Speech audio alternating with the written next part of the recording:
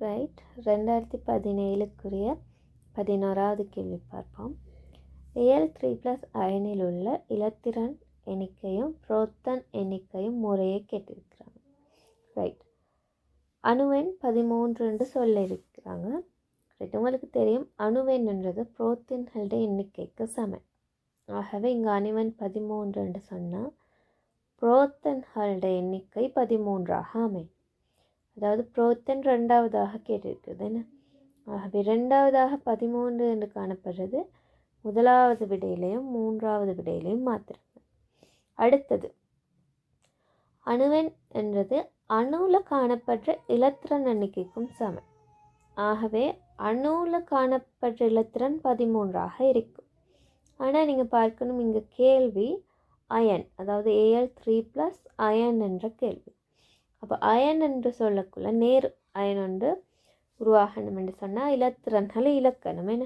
அப்போ இங்கே 3+ என்று சொல்லப்படுது. ஆகவே 3 இலத்திரன்களை இழந்து தான் Al3+ அயன் உருவாகும்.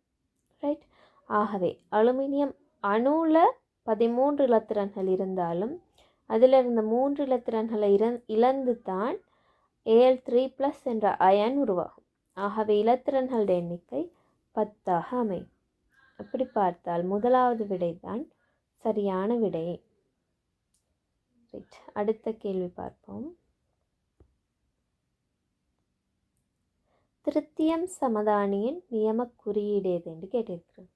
நாங்கள் தரம் 10ல் அது 3வது அலகில் சமதானிகள்ன்ற ஒரு தலைப்பு பார்ப்போம் என்ன. அதில் சமதானிகளுக்கு உதாரணமாக உங்களுக்கு புத்தகத்தில் ஒரு அட்டவணை தந்திருப்பாங்க. ஐதரசண்ட சமதானிகள் புரோத்தியம், துத்தேரியம், திருத்தியம் என்ற 3 சமதானிகள் ஐதரசன் அணுவுக்கு காணப்படும். எப்படி எல்லாத்துலேயுமே புரோத்தன் ஒன்று தான் என்ன. அடுத்தது புரோத்தன் ஒன்று, இலத்திரனும் ஒன்று, நியூத்திரன் எண்ணிக்கை மட்டும்தான் மாறுபடும் என்ன. அப்போ நியூத்திரன் திருத்தியம்ன்றக்குள்ள நியூத்திரன் எண்ணிக்கை 2ஆக காணப்படும். தூத்தேரியம் என்று சொல்லக்குள்ள ஒரு நியூத்திரன், புரோத்தியம் என்று சொல்லக்குள்ள நியூத்திரனே இல்லை. அப்படி பார்த்து நீங்கள் நியம குறியீடு எழுதினேன்னு சொன்னால், அதாவது அணுவெண் 1, திணிவெண் நாங்கள் எழுதுவோம் புரோத்தன் சக நியூத்திரன்களோட எண்ணிக்கை. ஆகவே புரோத்தன் 1, நியூத்திரன் 2, 2ஐயும் கூட்டினால் 3. ஆகவே திருத்தியம் என்ற சமதானிட நியம குறியீடு அணுவெண் என்ற இடத்துல 1ம் திணிவெண் என்ற இடத்துல 3ம் வைத்து நாங்கள் எழுதுறது தான். ரைட், அடுத்த கேள்வி பார்ப்போம். பின்வருவனவற்றுள் காற்றினால் பரம்பல் அடைவதற்காக எண்ணெய் தாவரத்தின் வித்துக்கள் காட்டும் இசைவாக்கம் என்று கேட்டிருக்கு. ரைட், அதாவது எண்ணெய் தாவரத்தை வித்து காற்றால் தான் பரம்பல் அடையும்னு சொல்லியிருக்கிறாங்க கேள்வியில். அதுக்காக அந்த வித்து கொண்டுள்ள சிறப்பான இசைவாக்கம் தான் கேள்வி. காற்றால் பரம்பல் அடைவதற்கு ஒவ்வொரு தாவரங்கள் ஒவ்வொரு வகையான இசைவாக்கங்களை கொண்டிருக்குமென்னு நாங்கள் படிப்போம் என்ன. அதில் எண்ணெய் தாவர வித்துக்கு நான் இங்கே ஒரு படம் போட்டியிருக்கிறேன்னு பாருங்கள். சிறகு போன்ற அமைப்பு காணப்படுது.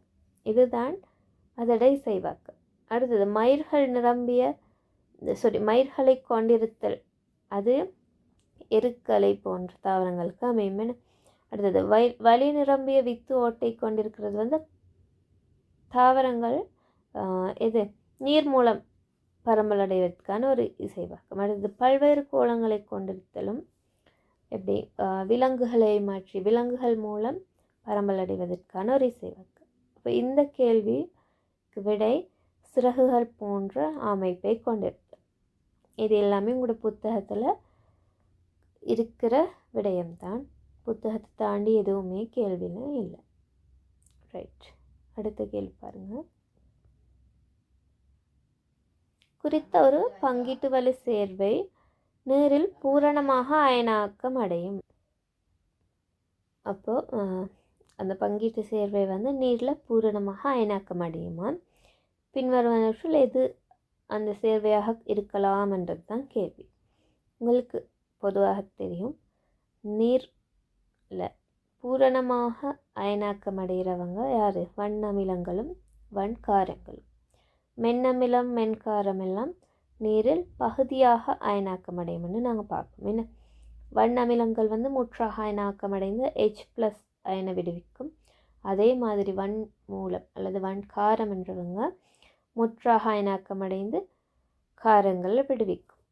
ரைட். அப்போது இங்கே தந்திருக்கிற கேள்வியில் பாருங்கள், NH4OHன்றது ஒரு மென் காரம், HCl அது ஒரு வன் அமிலம் என நாங்கள் படிப்போம். அடுத்தது H2CO3 CuSO4 எல்லாம் மென் அமிலங்கள். ரைட். இப்போது HClன்றது ஒரு வன் அமிலம் உங்களுக்கு தெரியும், ஆகவே அதை நீங்கள் பார்த்தவுடன் தெரிவு செய்யலாம். ரைட். அடுத்த கேள்வி பார்ப்போம். மனித உடலில் குளுக்கோகான், கல்சிட்டோனின் ஆகியவற்றை சுரக்கும் அகச்சுரப்பிகள் முறையே. இதுவும் நாங்கள் எங்கள் அகஞ்சுரக்கும் தொகுதியில் படிப்போம். ஏன்னா ஒவ்வொரு வகையான சுரப்பிகள், அடுத்தது அவங்க என்னென்ன ஹோமோன்களை சுரப்பாங்கன்னு சொல்லி நான் அதை இங்கே குறிப்பிட்டிருக்கிறேன் பாருங்கள். கபச்சுரப்பி வளர்ச்சி ஹோமோனை சுரக்கும். ஏன்னா தைராய்டு சுரப்பி தைராய்ட்சின் என்ற ஹோமோனையும் கல்சிட்டோனின் என்ற ஹோமோனையும் சுரக்கும். பாருங்கள் கேள்வியிலையும் குளுக்கோகான் அடுத்தது கல்சிட்டோனின், ரெண்டாவதாக தான் கல்சிட்டோனின் இருக்குது. ஆகவே ரெண்டாவதாக தைராய்டு சுரப்பி வரணும். அப்படி இங்கே காணப்படுற ஆன்சர் 2 தான். அடுத்தது பார்ப்போம். குளுக்கோகான் அது சுரக்கப்பட்டது சதையால் என்று சொல்லப்பட்டது. ஆகவே சதையை அடுத்தது தைராய்டு சுரப்பி என்ற ஆர்டரில் விடை வந்தால் அதுதான் உங்களோட கேள்விக்கான விடை. ஆகவே முதலாவது விடை தான் அப்படி காணப்படுது. ரைட். மேலே அடுத்த சுரப்பிகளையும் ஒரு தடம் நாங்கள் பார்ப்போம். சதையில் குளுக்கோகானும் இன்சுலின் என்ற ஹோமோனும் சுரக்கப்படும். அடுத்து அதிரினல் சுரப்பி அதிரினலின் ஹோமோன், விதைகள் டெஸ்டோஸ்டெரான் சுரக்கும், சூலகம் ஈஸ்ட்ரஜன், அடுத்தது ப்ரொஜெஸ்டரான் என்ற ஹோமோன்களை சுரக்கும்.